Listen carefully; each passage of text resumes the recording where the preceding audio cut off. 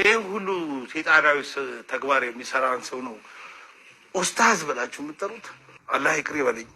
ሙስተፈረላ በሉ አላህ ይቅር ይበላል። እዚህ ጋር አህመዲን ጀበል ከተናገራቸው ነገሮች ውስጥ እስኪ የፕሮፓጋንዳ ቁልፍ ስትራቴጂ ብሎ ከዘረዘራቸው ውስጥ እስቲ የትኛው ነው የእስልምና አስተምህሮት? አረ የትኛው ነው ትክክለኛ የእስልምና አስተምህሮት? እዚህ ውስጥ ከተዘረዘሩት ሰዎችን መወንጀል ነው፣ የሰዎችን ጥፋት ማስተላለፍ ነው፣ የራሱን ጥፋት ሌላ ሰው ማስመሰል ነው፣ ያላግባብ ማወደስ ነው፣ ሰዎችን ማንጓጠጥ አሁን መንፈሳዊ ነው። ሐሰትን ተጠቅሞ ሰዎችን መወንጀት ሃይማኖታዊ ነው። ነገሮችን የሰዎችን ሐሳብና ትውስታ መቀየር እስላማዊ ነው። በሰዎች ተጠቅሞ ሌሎችን ሰዎች መጉዳት የእስልምና አስተምህሮት ነው። ነገሮችን አስቀይሰ ትኩረትን ማስቀየስ፣ ማፋጠጥ፣ ማዳፈን ይህ ሁሉ ሰይጣናዊ ተግባር 36 ሰይጣናዊ ተግባራትን ዘርዝሮ ይሄንን አድርጉ ብሎ ሚሽን ሰጥቶ የሚያሰማራን የሰይጣን ቁንጮ ነው አሁን ኡስታዝ ብላችሁ የምትጠሩት። ሞጣ ቀራኒዮ እንዳለው ነው። ያው የሱን ያህል ጽንፈኛ አቋም አለው የለውም የአህመዲን ጀበል አከራካሪ ነው። ግን የአህመዲን ጀበል አካሄድ እኔ ጥሩ ነው ብዬ አላስብም። ምክንያቱም አስማሚ አካሄድ ነው እንጂ መካሄድ ያለበት ክርክር ይባስ የሚፈጥሩ ነገሮች መሄድ አስፈላጊ አይደለም።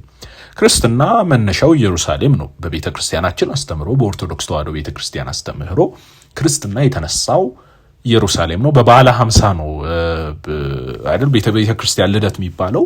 መንፈስ ቅዱስ በሐዋርያት ላይ በወረደ ጊዜ ያኔ ቤተ ክርስቲያን ተወለደች። መጀመሪያ ባኮስ ኢትዮጵያዊውን ጃንደረባ ተጠመቀ። በኋላም ደግሞ በአንደኛው ክፍለ ዘመን ማለት ነው በ33 ዓመተ ምህረት በአራተኛው ክፍለ ዘመን ደግሞ ከዛም በፊት በአንደኛው ክፍለ ዘመን ቅዱስ ማቴዎስ ወደ ኢትዮጵያ መጥቶ እንዳስተማረ ትምህርት በቤተ ክርስቲያናችን አለ። እንደገና ደግሞ በአራተኛውም ክፍለ ዘመን አባ ፍሬምናጦስ ወይም አባ ሰላማ ከሳቴ ብርሃን መጥተው ወደ ኢትዮጵያ እንዳስተማሩ እና ይዛናና ሳይዛና ወይም በግዕዝ አብርሃ ወአጽብሃ በቤተ ክርስቲያን በመናቀው በብዙ የታሪክ ምንጮች ደግሞ ይዛና ሳይዛና እነዚህ ንግስታት ተጠምቀው ክርስትና ኢትዮጵያ ውስጥ የግዛት ሃይማኖት ሆነ። ከዛም በፊት ደግሞ በእምነት አለ። ዞሮ ዞሮ መጥቷል የሚለው ነገር አለ ነው። መጥቷል የሚለው ነገር ላይ ክርክሮች የሉም። ግን አንዳንዶች የሚከራከሩ አለ። ኦሪጂናል ነው ክርስትናው እዚህ ያለው ኦሬዲ የነበረ ነው የሚል። ዞሮ ዞሮ ግን የአህመዲን ጀበል ያነሳበት መንገድ እኛ ሲመጡ ተቀበልናቸው፣ ክርስቲያኖች ከሌላ ሀገር ሲመጡ ተሰደው ሲመጡ ተቀበልናቸው እኛ ኢትዮጵያውያን የሚል አይዲዮሎጂ ይዞ መጣ። ለምን ያን ፈለገ ተቀበልናቸው የሚለው ለምን ይዞት መጣ? ለምን ማከራከር ፈለገ የሚለው ነገር ግን ብዙ ክርክር ማስነሳት ያለበት ጉዳይ ነው ብዬ አስባለሁ። እኔ ልክ አይደለም ማለት ለምን አስፈለገ ያንን ማንሳቱ? እኛ እኮ ኢትዮጵያውያንን እስልምናን ተቀበልን ብሎ ክርስቲያኖችም ኢትዮጵያውያን ናቸው ክርስትናን ተቀበሉ ብሎ ማለት ሲችል ሲመጡ ተቀበልናቸው በሚል ብዙ ማከራከርና ጭቅጭቁ ስለምን መፍጠር ፈለገ? በስልጤም ጉዳይ ደግሞ ስልጤነት ማለት ሙስሊምነት ነው ብሎ ክርስቲያን የሆኑ ምናልባት ጥቂት ስልጤዎች ሊኖሩ ይችላሉ። 99% የስልጤ አካባቢ ሙስሊም ቢሆን 1% ወይ 0.1 ይሁን ክርስቲያን ሊኖረው ይችላል። ገብቷቸዋል። ስለዚህ የአመልከታ ልክ አይደለም። ትግራይ ውስጥ 96% ኦርቶዶክስ ክርስቲያን ቢሆኑ 4% እስላም የለም ሙስሊም የለም ማለት አይደለም። አማራ ክልልም 85 አካባቢ ፐርሰንት ክርስቲያን ቢሆን ሙስሊም የለም ማለት አይደለም። እንደዛ ማለት ነው። ስልጤ ውስጥም እንደዛ መሆን ይችላል። አፋር፣ ሶማሌ።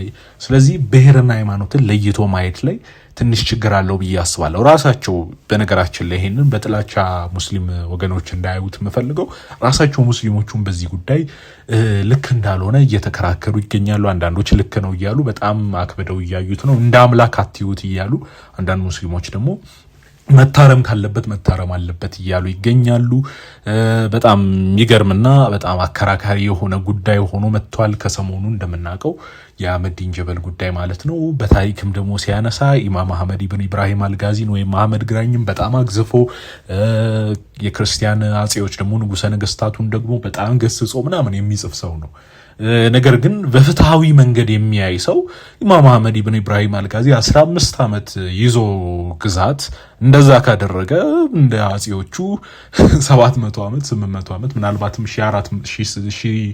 1700 ዓመት ነው ከአክሱም ጊዜ ጀምሮ ብናየው እስከ አጼ ኃይለ ሥላሴ ውድቀት ድረስ ምን ያህል ነገር ሊያደርግ ይችል ነበር የሚለው 15 ዓመት እንደዛ ካደረገ 500 ዓመት ቢይዝ በመቶ እጥፍ አባስታችሁት ምን ሊያደርግ እንደሚችል እናቀው ነውና ዛሬ ለእኩልነት ለፍትህ የምናወራ ሰዎች በዛ ጉዳይ እንከራከር ዘንድ ያስፈልጋል ብዬ አላስብም።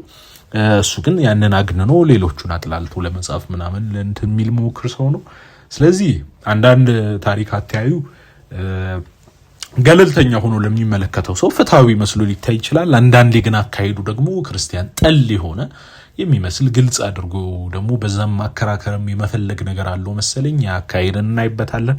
ብቻ የሙስሊሞቹን ክርክርም ስሙት። በዚህ ጉዳይ በጣም እየተጨቃጨቁበትና እነሱ ራሳቸው ሳይስማሙበት ቀርተው ነው የምታገኟቸው። በሱ ጉዳይ እናንተስ ምን ትላላችሁ? በኮሜንት አሳውቁን። እስቲ ስሟቸው እነሱ ነው።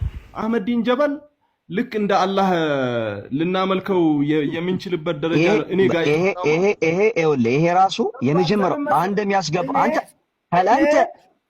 ተቀበለ هذا الكلام ለኔ ማህበረሰብ አይደንቲቲ ላላቸው ሰዎች ችግር ሊሆን የሚችል ሐሳቧ እቺ የተነሳቸው ሐሳብ ጥሩ እንዳልሆነ ሲጀመር አብዱልዋሃብ እንዳልሆነች ሐሳብ የሚነሳው ከስጋት ነው የስጋትን ከመቀነስ አኳያ ነው ያንን ነገር እያደረክ ያለው ወይስ እኛው አንተ የኛ ማህበረሰብ አሁን የምትላቸው ሰዎች 1% አይኑ በዞናቸው ግን እነሱ ችግር ይፈጥሩብናል አይደለም ፖፖ እነሱ ሳይሆን በመላ ሀገሪቱ በተለይም ክርስቲያን ማጆሪቲ ባለባቸው አካባቢዎች ስልጤ በርካታ ይኖራል። ለምሳሌ ወደ ደቡብ ተንቀሳቅሶ በንግድ ማህበረሰብ ውስጥ የሚኖር ሰው ነው ማጆሪቲው። ስለዚህ እኔም የኔ ስጋት ክርስቲያኑ በዚህ ልክ እየጠላን በዚህ ልክ እየፈረጀን በዚህ ልክ የክርስቲያኑ ጠላት ስልጤ ብቻ ነው ተብሎ እየተባለ ያለው ሊያብል ከቀጠለ ስር ከሰደደ ይሄ ተረክት ጄኔሬሽን ውስጥ ከገባ የኛ ማህበረሰብ በክርስቲያን አካባቢ የትም ኢትዮጵያ ውስጥ የሚኖር ነው። ምንም አይነት ነገር ዞኑ ላይ የለንም። የኛ ማህበረሰብ የሚኖረው ስለዚህ የኛ ማህበረሰብ አታክ ይደረጋል ነው። ለምሳሌ የስልጤ ኮሚኒቲ በርካታ ከሚኖርባቸው መካከል ወላይታ፣ ጌዲኦ ምናምን ሙሉ በሙሉ ሊባል በሚችል ደረጃ ክርስቲያን የሆኑ ኮሚኒቲዎች አሉ። እዛ ውስጥ የሚኖረው ስልጤ ስራውን እንዳይሰራ እያደረኩት ነው። አታክ እንዲደረግ እያደረኩት ነው። ሊገደል ይችላል። ብዙ ነገር ኢትዮጵያ ውስጥ ሰዎች ሲገደሉ አይተናል እኮ በብሔራቸው ምክንያት ምንም ባላጠፉት ነገር በሚዲያ በሚወራው ነገር ሚዲያ ላይ በሚሰራጨው ቫይረስ እና ጥላቻ ምክንያት ሲገደሉ እኮ እያየን ነው። ምንም ማለት ዲፈረንት ኦፒኒየን ለማሳየት ያረከው ነገር የተለየም ሐሳብ ይሄኛው ከዚህኛው ከሚወራው የተለየም ነገር አለ ይታለ ነው። ሃይማኖታዊ ትግል ሲደረግ ሁሉም እንደ ሙስሊም ነው እንጂ እንደ ስልጤ መሆን የለበትም። የብሔርም ትግል ሲሆን በዚህ ልክ ነው መሆን ያለበት።